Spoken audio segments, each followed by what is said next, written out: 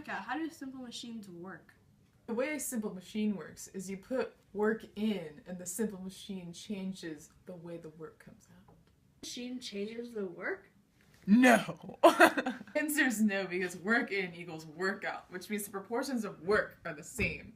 But that doesn't mean that the proportion of the force and the distance are the same. If you put 50 joules in and you get 50 joules out, that means that the work stays the same, but you can still alter the force and the distance to make it equal. With the example of a ramp, the distance is increased, which decreases the force, so that way the same work is accomplished. So here's an example. If you're trying to get a 100 Newton box 5 meters up onto this platform and you're using a ramp that is 10 meters long.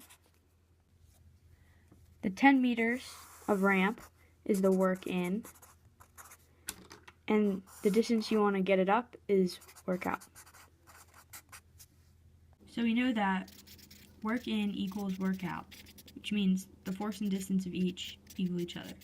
So we know the distance in is 10 meters, because that's the length of the ramp, and then we're looking for the force we have to put in. So the force we get out is 200 newtons, because that's the weight of the box, and then the distance that we have to get it up is 5 meters.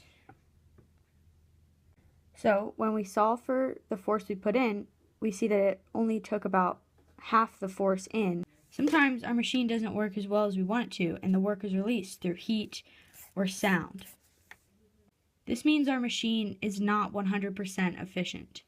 So to calculate how efficient our machine was, we do work out over work in, and then since you're going to get a decimal, you do that times 100.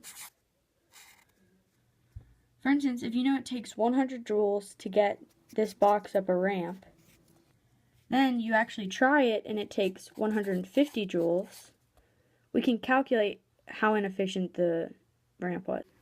So our workout was 100 joules, and our work in that we had to actually use was 150.